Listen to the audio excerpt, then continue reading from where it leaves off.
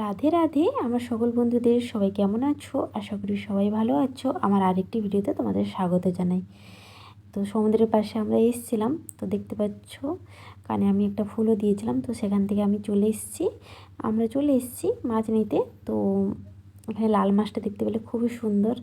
তো আমাদের চিংড়ি মাছ নেওয়ার ছিল, তো আজকের খুব একটা বড় সাইজের চিংড়ি মাছ পাওয়া যায়নি, যার জন্য ছোট চিংড়ি মাছ নেওয়া হয়েছে।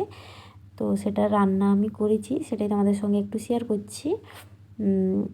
তো ছোটো চিংড়ি মাছ এইভাবে আলু টমেটো দিয়ে রান্না করলে খুবই ভালো লাগে। তো এই রান্নাটা আমি আমার বড় ভিডিওতে সম্পূর্ণ শেয়ার করেছি, এখন আর তোমাদেরকে জাস্ট দেখিয়ে দিচ্ছি একটা শর্ট ভিডিওর মাধ্যমে।